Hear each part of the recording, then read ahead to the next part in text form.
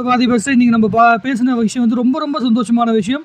தலைவருடைய ரசிகர்களுக்கு மிக மிக மிக மிக மிக சந்தோஷமான விஷயம். ரஜினி சாருக்கும் கமல் சாருக்கும் இடைப்பட்ட நட்பு அப்படிங்கிற விஷயம் ரொம்ப ரொம்ப மனசுக்கு நெருக்கமாக அது அப்படிங்கிறது தெரியும்.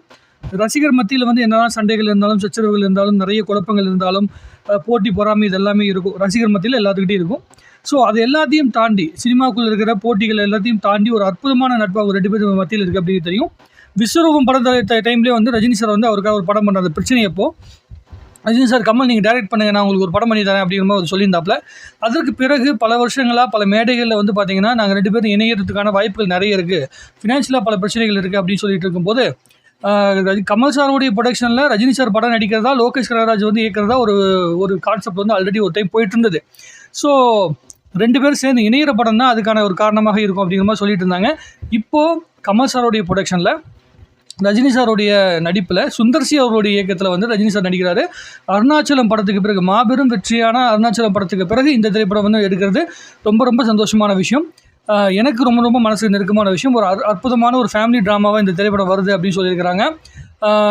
பொங்கல் 2027 வந்து இந்த படம் ரிலீஸ் ஆகுது அப்படிங்கிற அப்டேட் கொடுத்துருக்குறாங்க. ஸோ இன்னும் ஒரு வருஷத்துக்கு மேலே இருக்குது. இருந்தாலும் மிகப்பெரிய எக்ஸைட்மெண்ட்டை வந்து பார்த்திங்கன்னா தலைவருடைய ரசிகர்களாகிய நமக்கு ஒரு சந்தோஷத்தை வந்து கொடுத்துருக்கு. சுந்தர்சி சாரை பொறுத்த வரைக்கும் அவருடைய ப்ரைம் டைமில் இருந்துட்டு அந்த ப்ரைம் டைமில் படம் பண்ணி மிகப்பெரிய பீக்கில் இந்த டைம் தாண்டி இப்போ மறுபடியும் வந்து இந்த ஜென்ரேஷன் இயக்குநர்களுக்கு ஈக்குவலாக படம் பண்ணிட்டு இருக்கார். இந்த அரண்மனை 4 வெற்றியாக இருக்கட்டும், இப்போ மூக்குத்தி அம்மன் 2 வந்து பார்த்திங்கன்னா பண்ணியிருக்காரு. அந்த படத்துடைய சக்ஸஸ் வருது அப்படிங்கிற பட்சத்தில் அது மிகப்பெரிய ஒரு இம்பாக்டை வந்து பார்த்திங்கன்னா பிஸ்னஸில் கொண்டு வரும். ரஜினி சாரும் கமல் சாரும் எடுத்துருக்கிற இந்த முடிவே ரொம்ப ஆச்சரியமான முடிவு. அன்பே சிவம் படத்துக்கு பிறகு வந்து கமல் சாருடைய இணைந்து வந்து பார்த்திங்கன்னா சுந்தர்சி சார் வந்து பணியாற்றுறாரு. அது ரொம்ப ரொம்ப சந்தோஷமான விஷயம். இது அத்தனை எக்ஸைட்மெண்ட்டையும் சேர்த்து ஒரு தலைவருடைய ரசிகனாக இதை தலைவர் வந்து ஒரு அற்புதமான ஒரு ஃபேமிலி ட்ராமாவில் பார்க்குறோமா, இல்லை வந்து அற்புதமான ஒரு ஆக்ஷன் ஃபிலிமில் பார்க்குறோமா அப்படிங்கிறத பார்க்கணும். எனக்கு என்ன ரொம்ப சந்தோஷமான விஷயம்னா, சுந்தர்சி சார்கிட்ட போயிட்டு வந்து அப்டேட் கேட்கும்போது அவர் சொல்லுகின்ற விதமே ரொம்ப அற்புதமாக இருக்குது. இப்போ வின்னர் படத்தை வந்து படம் எப்படி எடுத்தேன் அப்படின்னு அவர் சொல்கிறதா இருக்கட்டும், இல்லை ஒவ்வொரு கதைகளும் எப்படி உருவாக்கப்பட்டுச்சு, ஒவ்வொரு காட்சிகளும் எப்படி உருவாக்கப்பட்டுச்சு அப்படின்னு வந்து சுந்தர்சி சார் வந்து சொல்லுகின்ற தன்மையை ரொம்ப ரொம்ப அற்புதமாக இருக்கும்.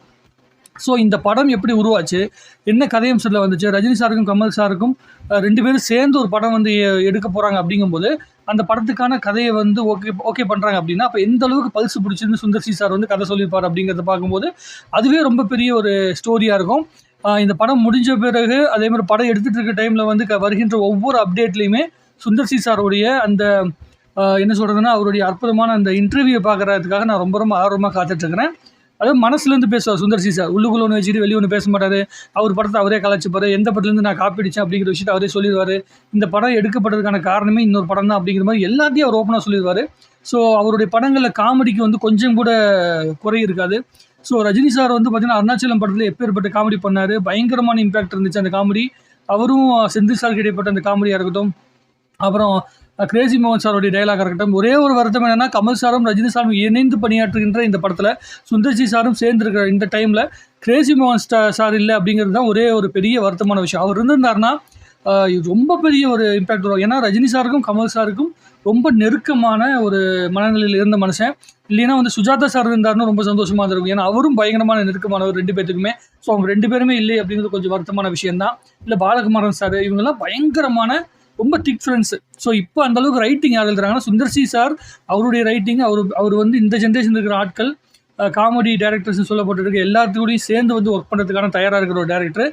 ஏன்னா அவர் வந்து தீயா வேலை செய்யணும் குமார்னு ஒரு படம் இருக்குது. அந்த படத்தில் வந்து பார்த்திங்கன்னா அந்த டைமில் பீக்கில் வந்து படம் வந்துட்டு இருந்தால் நம்மளுடைய சூதுகோம் படம் எடுத்த நலன் குமாரசாமி வந்து பார்த்திங்கன்னா படத்துக்கான வசனங்களுக்காக வந்து ஹெல்ப்புக்காக கேட்டிருக்காரு, திரைக்கதைக்கு வசனத்துக்காக ஹெல்ப்புக்காக கேட்டிருக்காரு. ஸோ அவர் எப்படின்னா எந்த ஒரு இயக்குனர் வந்தாலும் சரி, எந்த ஒரு புது டெக்னீஷியன் உள்ளே வந்தாலும் அவங்களுக்கு கூட அடாப்ட் ஆகிட்டு ஒரு படம் எடுக்கிறதே ஒரு என்டர்டெயின்மெண்ட்டான விஷயமா வந்து மாற்றி எடுக்கிற ஒரு மனுஷன் தான் வந்து சுந்தர்சி சார். அவர் சொல்லியிருக்காரு, எனக்கு கதை பயங்கரமாக சொல்ல தெரியாது, அதே மாதிரி நான் பயங்கரமாக ஸ்கிரிப்ட் எடுத்துகிட்டு போய் அப்படிலாம் வந்து யார்ட்டையும் சொன்னது கிடையாது.